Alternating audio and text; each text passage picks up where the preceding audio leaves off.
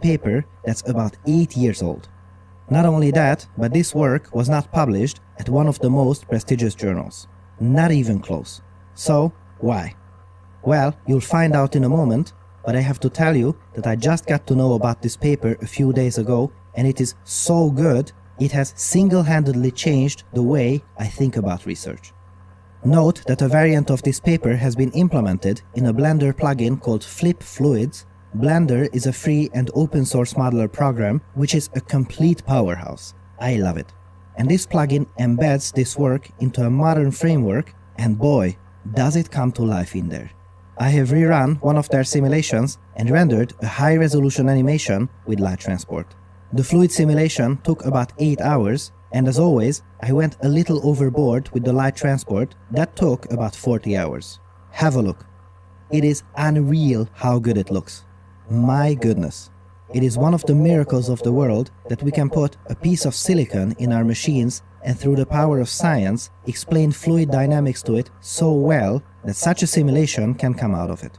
I have been working on these for many years now, and I am still shocked by the level of progress in computer graphics research. Let's talk about 3 important aspects of this work. First, it proposes one unified technique to add foam, spray, and bubbles in one go to the fluid simulation. One technique to model all 3. In the paper, they are collectively called diffuse particles, and if these particles are deeply underwater, they will be classified as bubbles. If they are on the surface of the water, they will be foam particles, and if they are further above the surface, we will call them spray particles. With one method, we get all 3 of those. Lovely. 2. When I had shown you this footage with and without the diffuse particles, normally I would need to resimulate the whole fluid domain to add these advanced effects, but this is not the case at all. These particles can be added as a post-processing step, which means that I was able to just run the simulation once and then decide whether to use them or not. Just one click and here it is with the particles removed. Absolutely amazing. And 3, perhaps the most important part, this technique is so simple, I could hardly believe the paper when I saw it. Я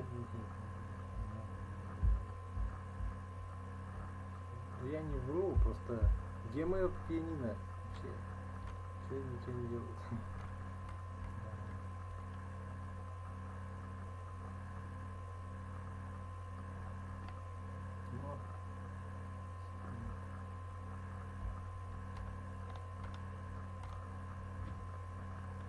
Что-то ничего фортепиано интересного нету.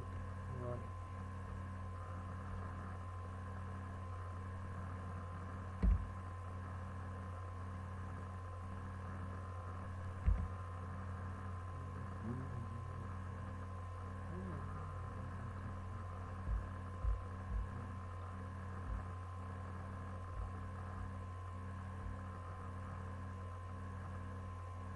А, да у меня же там подписка есть, что-то...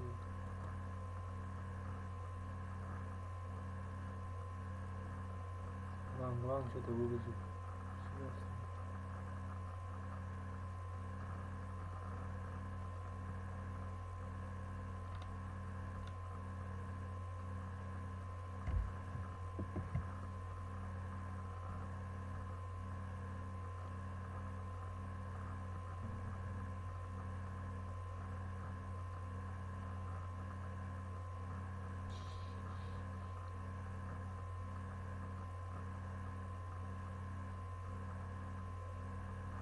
Вот это да.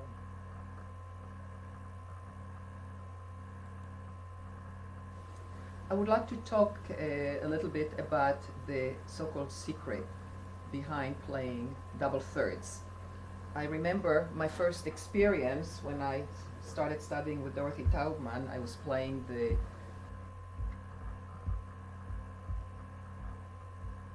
Просто так. Ладно, хватит. Не знаешь просто.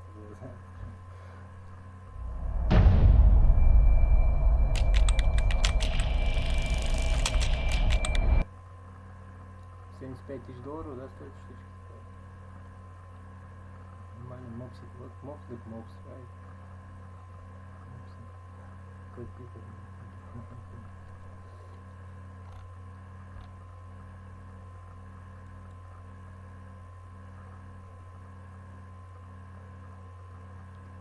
просто его продают, поэтому он такой активный.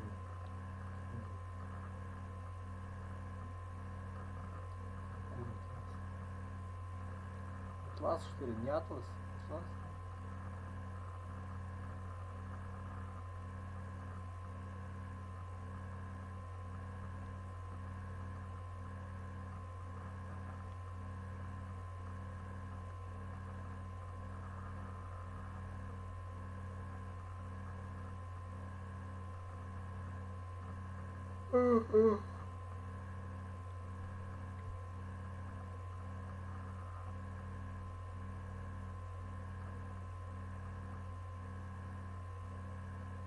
Настройки, кстати, вообще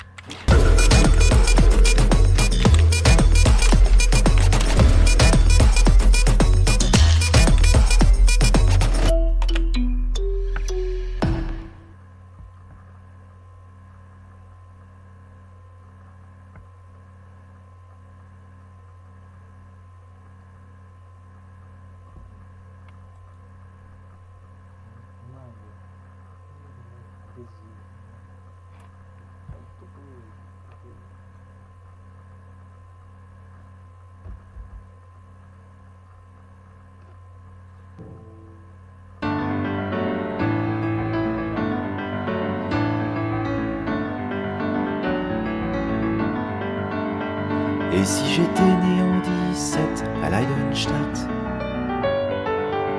sur les ruines d'un champ de bataille, aurais-je été meilleur ou pire que ces gens si j'avais été allemand, bercé d'humiliation, de haine et d'ignorance?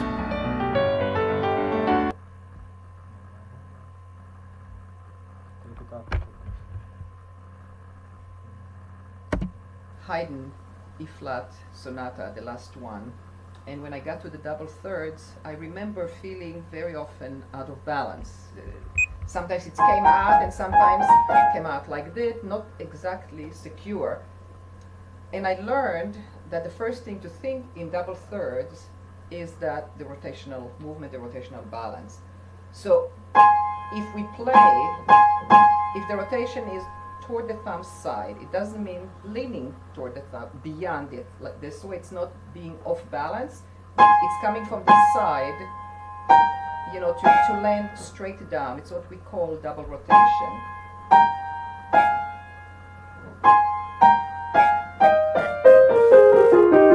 So what I learned immediately is, first of all, this is the whole basic, I would say, skill behind playing double thirds. This way. In other words, the preparatory motion is from the right to the left. And when you go up, it's the same thing. And that's where, to me, it was miraculous. Because going down, maybe I would do it, but going up, it began to be this way. It's going to the right. And when you play and rotate to the right, you are off balance. This is why it has to always be this way, no matter which direction you take. And I've spoken to more than one person who, when they first heard that, thought it was a little bit strange. How could that possibly be the case? And they would go to the practice room and try it. And I get emails, people who watch the video talking about it, and they say, I can't believe it, but it works. Now, what the rotation does is not only that it gets you there quickly, but it brings the forearm behind each third, which makes them feel, of course, very solid, and that is the part. Ну, хуже-то уж не стало бы, то есть стало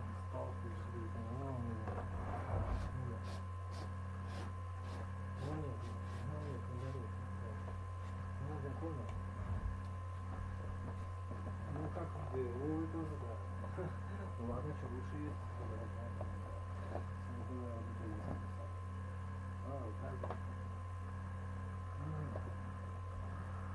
Ну, плевать, блин. Что-то сейчас вообще все пустое. Я не реагирую. Сейчас вообще отдавливает не нужно.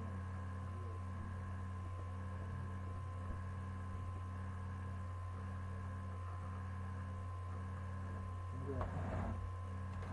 Никак ты сейчас не можешь. То есть, ну как вот? Сейчас ты не понимаешь.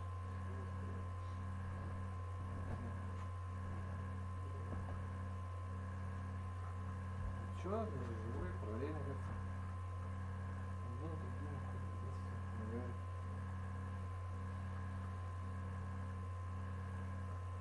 Ну, не знаю.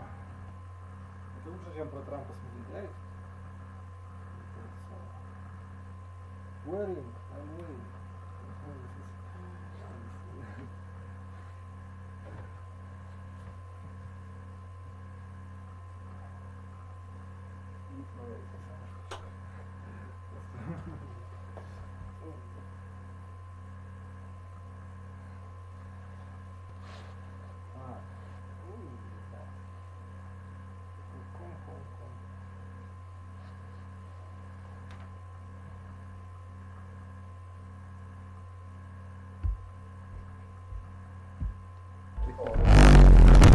Rotation, walking hand in arm, work hand in hand.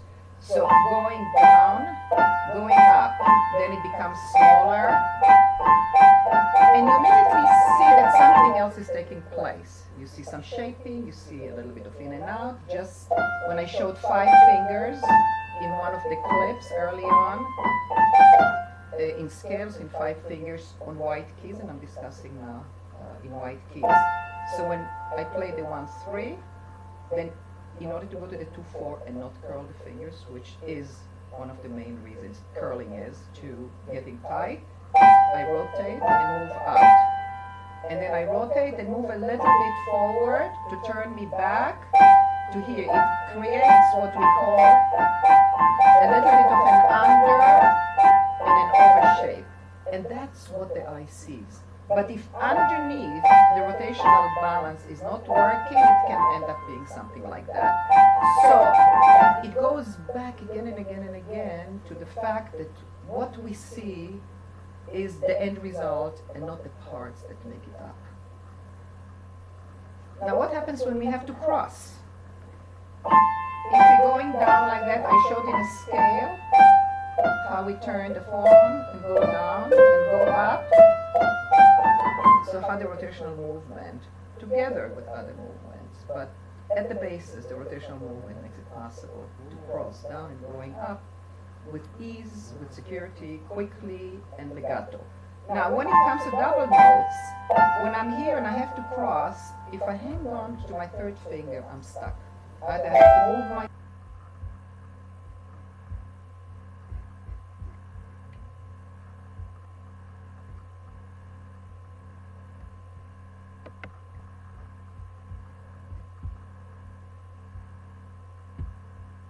myself, I have to do something that is not going to be very good. But if we know that we can connect when we have double notes, double thirds in particular, that we can hang on to the thumb, let go of the third so that we can cross over. Now, when we get there in single notes, we would turn back to the right. But again, if we turn back to the right, this is going to be off balance. So we start the crossing the same as scales, but when we play the double thirds, we still play it to the left. Left, left, so of course, it begs the question, well, should it, how do I make it so it doesn't sound so staccato, doesn't sound, broken up? And this is where the other movements come in handy. So again, there is in and out. We're moving a little bit in to get to the thumb. We're moving out, just like in the white key C major, and back a little bit in to take us out to clear the black keys, a little bit in to get us to the thumb, which is a short finger, plus the very definite shape movements. We get a little bit higher, a little bit lower, again a little bit higher. This forms what we call an overshape. And with the knowledge of how to bring out sound and how to connect sound,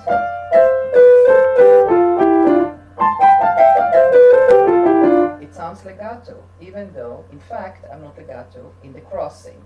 So, another thing that helps make it sound legato is the fact that I'm connecting from the thumb. So even when we can't connect from both fingers, both notes, connecting from one will help it shaping and matching sound.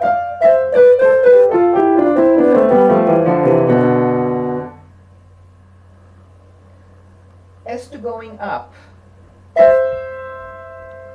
right to left, and again I have to let go of the third finger in order to cross and come back. Left, left, left, left, left.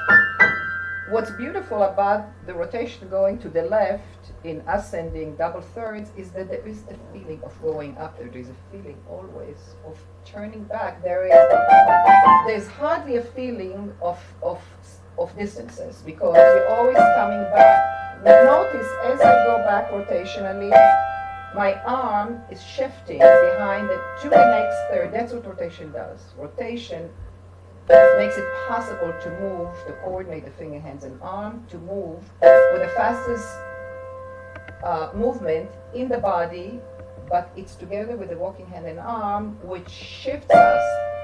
When I land here and the forearm moved a little bit over, that is the work of the walking hand and arm, and also when the forearm comes down behind the fingers and making it possible to play the keys with ease and not to feel that one has to force with the fingers alone. So again, this is very slow, and what's underneath. So that's from the rotational point of view. And as always, rotation becomes so small that if properly